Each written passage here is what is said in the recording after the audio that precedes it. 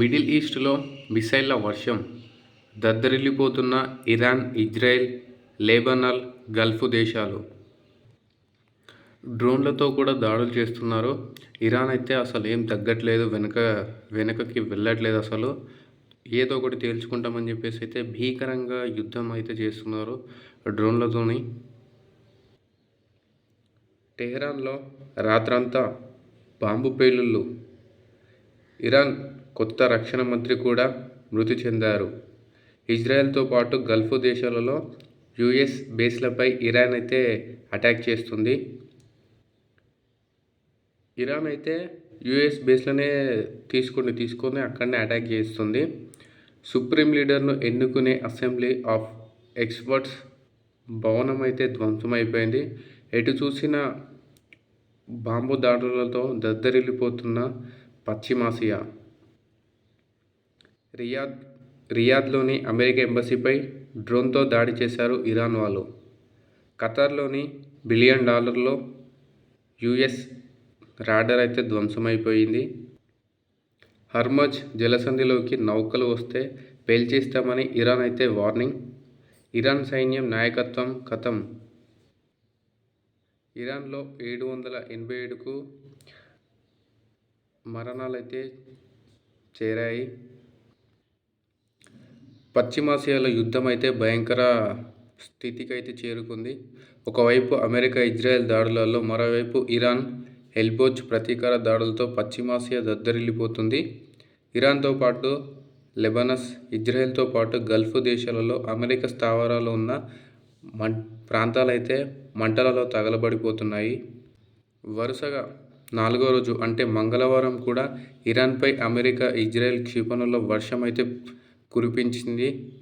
ఇజ్రాయెల్తో పాటు గల్ఫ్ దేశాల్లోని అమెరికా స్థావరాలపై ఇరాన్ అయితే తమ మిసైల్ డ్రోన్లతో అయితే దాడులను కొనసాగించింది. ఇరాన్ వైమానిక దళం, నౌకాదళం పూర్తిగా ధ్వంసమయ్యాయి. అత్యున్నత నాయకుడు అయతొల్లా అలీ ఖమేనీతో సహా ఆ దేశ నాయకత్వ వ్యవస్థ మొత్తం తుడిచిపెట్టుకుపోయింది. ఇప్పుడు వారు మాతో చర్చలు జరపాలని కోరుకుంటున్నారు, కానీ నేను చర్చల సమయం మించిపోయింది అని ట్రంప్ అయితే చెప్తున్నాడు. నేను ఇరాన్తో చర్చలైతే జరపను, యుద్ధాన్ని చేస్తాను. వాళ్ళు ఇప్పుడు చర్చల కోసం వస్తారు, కానీ నేను వాళ్ళ మాట వినను. నేను యుద్ధమే చేస్తాను. చర్చల సమయం అయితే అయిపోయింది అని చెప్పేసి డొనాల్డ్ ట్రంప్ అయితే చెప్తున్నాడు. యుద్ధం ముసుగులో స్కూళ్లపై దాడుల, అటాక్ చేసిన వారే సమగ్ర దర్యాప్తు చేయాలి. United Nations human rights demand. గాజాలో మానవతా సంక్షోభం తీవ్రమవుతుందని ఆందోళన. ఇరాన్పై దాడులకు కారణం చెప్పిన నెతన్యాహు. అణుబాంబులు తయారు చేయకుండా ఇరాన్ను అడ్డుకోవడం భవిష్యత్తులో అయితే కష్టమవుతుందనే కారణంతో ఇప్పుడే మేం అటాక్ చేస్తున్నామని వివరించారు. అయితే గతేడాది జూన్లో 12 రోజులు ఇరాన్పై దాడులు చేశాం. వారి న్యూక్లియర్ తయారీ సైట్లను, బాలిస్టిక్ మిసైల్స్ కార్యక్రమం పూర్తిగా ధ్వంసం కూడా చేశాము. అయినా కూడా ఇరాన్ బుద్ధి అయితే మారలేదు. అండర్ గ్రౌండ్ బంకర్లను నిర్మించుకొని న్యూక్లియర్ ప్రోగ్రామ్స్ మళ్ళీ స్టార్ట్ అయితే చేసింది. ఈ బంకర్లు మరికొన్ని నెలల్లో న్యూక్లియర్ ప్రోగ్రామ్స్ను మరింత పటిష్టమైతే చేసేవి. ఇప్పుడు ఇరాన్పై చర్యలు తీసుకోకపోతే వారిని భవిష్యత్తులో ఏమీ చేయలేకపోతాం. అందుకే దాడులు అయితే చేశాం. ఇది సుదీర్ఘకాలం కొనసాగే యుద్ధం కాదు. ఇరాన్ పాలన ప్రస్తుతం అత్యంత బలహీనంగా ఉంది. ఇరాన్పై మా ఆపరేషన్ చాలా వేగంగా, నిర్ణయాత్మకంగా ముగుస్తుంది. మిడిల్ ఈస్ట్లో 95% సమస్యలకు ఇరానే కారణం. ఇరాన్ రెజిమ్ పతనమైతే ఇజ్రాయెల్తో అరబ్, ముస్లిం దేశాల మధ్య శాంతి ఒప్పందాలు అయితే పెరుగుతాయని, అమెరికా, ఇజ్రాయెల్ యుద్ధంలోకి దిగాలనేదే వాదన. హాస్యాస్పదం. డొనాల్డ్ ట్రంప్ ప్రపంచంలోనే అత్యంత బలమైన ఒక నాయకుడు. అమెరికా ప్రయోజనాల కోసం, భావితరాల కోసం ఏది సరైనదో ఆయన అదే చేస్తారని నెతన్యాహు అయితే చెప్పడం జరిగింది. ఇరాన్ తన న్యూక్లియర్ ప్రోగ్రాంను అయితే మళ్ళీ ప్రారంభించిందని ఇజ్రాయెల్ ఇజ్రాయెల్ అయితే ఆరోపించింది. ఆ దేశ అణుబాంబు తయారీ కీలక తుదించేందుకు తాము దాడులు చేశామని ఇజ్రాయెల్ ప్రధాని అయితే నెతన్యాహు అయితే వెల్లడించడం జరిగింది. ఇరాన్ వాళ్ళు అణుబాంబు తయారు చేసుకుంటే వాళ్ళతో భవిష్యత్తులో చాలా కష్టమైపోతుందని చెప్పేసి మేము యుద్ధాన్ని అయితే మొదలుపెట్టాము అని చెప్పేసి నెతన్యాహు అయితే చెప్తున్నారు. వాళ్ళు అణుబాంబు తయారు చేస్తే ఎవరి మాట వినరు, ఎవరిపై పడితే వాళ్ళకి యుద్ధాలకి దిగుతారు. శాంతి అనేది ఉండదు. ఏ దేశాలపైన యుద్ధాలు అనేటివి సాగుతాయి. అందుకే మేము ఇరాన్ని టార్గెట్ చేశాము. మనకు శాంతి భద్రతలు కావాలంటే ఇరాన్ ప్రధాని అయితే ఉండకూడదని చెప్పేసి మేమైతే ఈ యుద్ధాన్ని స్టార్ట్ చేస్తామని చెప్పి నెతన్యాహు అయితే చెప్తున్నారు. మిసైల్స్ల వర్షం వల్ల పశ్చిమాసియా అంతటా ఎక్కడ చూసినా పేలుళ్లే ఉన్నాయి. అమెరికా తన B-2 స్టీల్త్ బాంబర్లు, F-35 యుద్ధ నౌకల నుంచి క్షిపణులు ఇరాన్లోని వ్యూహాత్మక కేంద్రాలను లక్ష్యంగా భీకరంగా దాడులైతే చేస్తుంది. టెహ్రాన్లో రాత్రి భారీ పేలుళ్ల శబ్దాలు అయితే వినిపించాయి. అమెరికా ఇజ్రాయెల్ దాడుల్లో ఇరాన్ రక్షణ మంత్రి అమీర్ నసీర్జాదే హతమైన కేవలం 2 రోజుల వ్యవధిలోనే ఆయన వారసుడిగా బాధ్యతలు చేపట్టిన కొత్త రక్షణ మంత్రి సయ్యద్ మజీద్ ఎబ్ ఆల్-రిజా కూడా మరణించారు అనే వార్తలు అయితే వస్తున్నాయి. దక్షిణ ఇరాన్లోని బూషెహర్ ఎయిర్పోర్ట్పై జరిగిన దాడిలో ఇక్కడ పార్క్ చేసి ఉన్న ప్యాసింజర్ విమానం బూడిదైపోయింది. టెహ్రాన్లోని కీలకమైన మెహ్రాబాద్ విమానాశ్రయంపై అమెరికా ఇజ్రాయెల్ దళాలు బాంబుల వర్షం అయితే కురిపించాయి. పవిత్ర నగరం కోమ్లోని అసెంబ్లీ ఆఫ్ ఎక్స్పర్ట్ భవనాన్ని కూడా ధ్వంసం చేశారు వీళ్ళైతే. ఇరాన్ కొత్త సుప్రీం లీడర్ను ఎన్నుకునే కీలక కేంద్రం ఇది. తూర్పు టెహ్రాన్లోని హకీమియా నివాస ప్రాంతాలైన ఇజ్రాయెల్ దాడులు చేసింది. ఇరాన్ నౌకాదళ ప్రధాన కార్యాలయంపై జరిగిన దాడిలో 11 యుద్ధ నౌకలు అయితే ధ్వంసం అయినట్లు అమెరికా అయితే ప్రకటించడం జరిగింది. ఇరాన్ అయితే మేము అసలు తగ్గము, వెనక్కి వెళ్ళేదే లేదు, చావో పేడో తేల్చుకుంటామని చెప్పేసి ఒక భీకర యుద్ధాన్ని అయితే ఇరాన్ కూడా చేస్తుంది.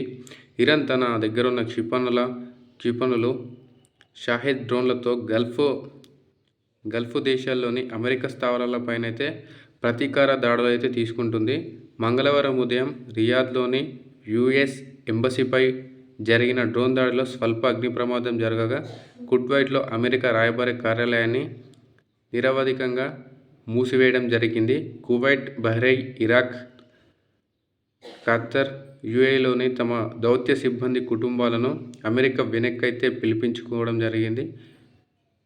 బహ్రెయిన్, ఇరాక్, కువైట్, UAEలోని 6 అమెరికా స్థావరాలపై ఇరాన్ క్షిపణులు అయితే పడ్డాయి. ప్రపంచంలోని అతిపెద్ద చమురు శుద్ధి కర్మాగారంలో ఒకటైన రాస్ తనూరాపై కూడా ఇరాన్ దాడికి ప్రయత్నించింది. సౌదీ రక్షణ దళాలు వాటినైతే అడ్డుకున్నాయి. ఇరాన్ దాడులతో దుబాయ్లో ఒక హోటల్ తగలబడిపోయింది. మంగళవారం ఉదయం UAEలోని ఫుజైరా చమురు కేంద్రంలో అగ్ని ప్రమాదం అయితే జరిగింది. చర్చలకు సమయం మించిపోయిందని ట్రంప్ అయితే చెప్పడం జరుగుతుంది. అమెరికా ఇజ్రాయెల్ చేసిన దాడిలో ఖమేనీ భార్య మన్సూరే బోజాస్తే బాఘేజాదే ఆమెనైతే చనిపోవడం జరిగింది. శనివారం అమెరికా ఇజ్రాయెల్ జరిపిన వైమానిక దాడుల్లో ఆమె తీవ్రంగా అయితే గాయపడ్డారని, ఆమె చికిత్స పొందుతూ అయితే మరణించారు. అసలు అమెరికా ఇజ్రాయెల్ మొదలుపెట్టి డైరెక్ట్గా ఖమేనీనే అంత సులువుగా వాళ్ళు ఎలా అటాక్ చేశారు అని చెప్పేసి చాలామందికి అయితే ఒక ప్రశ్న అయితే ఉంటుంది. అయితే ఇరాన్ ట్రాఫిక్ కెమెరా నెట్వర్క్ను హ్యాక్ అయితే చేశారు. మొబైల్ ఫోన్ సిస్టమ్స్లోకి చొరబడడం ద్వారా ఖమేనీ యొక్క కదలికలు ఇజ్రాయెల్ నిరంతరం చూస్తూ ఉండేదన్నమాట. అయితే టెహ్రాన్లోనే దాదాపు అన్ని ట్రాఫిక్ కెమెరాలు అయితే గత కొన్ని సంవత్సరాలుగా ఇజ్రాయెల్ కంట్రోల్లోనే ఉన్నాయి. ఈ కెమెరాలు అనేటివి ఇజ్రాయెల్ వారైతే హ్యాక్ చేసుకొని వాళ్ళ కంట్రోల్లోకి తెచ్చుకున్నారు. కెమెరాల నుంచి వచ్చే ఫుటేజ్ని ఎన్క్రిప్ట్ చేసి నేరుగా టెల్ అవీవ్ దక్షిణ ఇజ్రాయెల్లోని సర్వర్లకు పంపించుకునేవారు.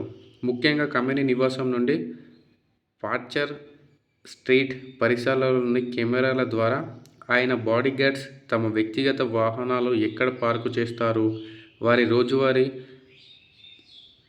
కదలిక ఎలా ఉంటుంది అనే అంశాలపై ఇజ్రాయెల్ పూర్తిగా అయితే గమనించడం జరిగింది.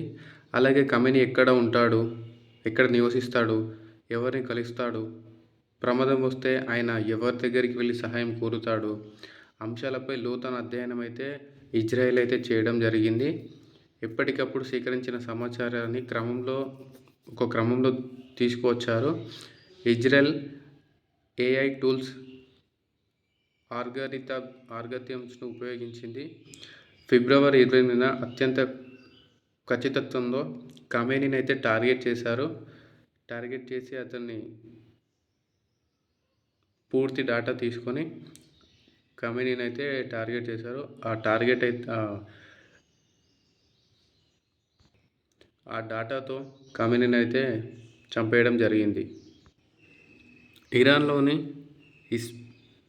ఇస్ఫహాన్ ప్రావిన్స్లో ఉన్న అత్యంత కీలకమైన నటాంజ్ అణు కేంద్రంపై అమెరికా, ఇజ్రాయెల్ అయితే దాడులు నిర్వహించింది. కొన్నాళ్లుగా అంతర్జాతీయ ఒప్పందాలను కనిపెట్టి ఇరాన్ వేగంగా అణ్వాయుధాలు తయారు చేస్తుందని నిఘా వర్గాలు సమాచారం ఇచ్చారు. సమాచారం తీసుకొని ఆపరేషన్ని చేపట్టినట్లయితే వెల్లడించారు. ఈ దాడిలో నటాంజ్లోని యురేనియం శుద్ధి కేంద్రాలు తీవ్రంగా అయితే దెబ్బతిన్నాయి. ఇందుకు సంబంధించిన శాటిలైట్ చిత్రాలు రిలీజ్ కూడా చేయడం జరిగింది. తాజా దాడుల్లో న్యూక్లియర్ ఫెసిలిటీ కాంప్లెక్స్లోని పలు భవనాలు దెబ్బతిన్నట్లయితే ఆ చిత్రాలలో కనిపించడం జరుగుతుంది. ఈ నెల 1-2న జరిగిన దాడుల్లో సంభవించిన వాంటర్ అనే సంస్థ ఈ శాటిలైట్ చిత్రాలను అయితే తీయడం జరిగింది.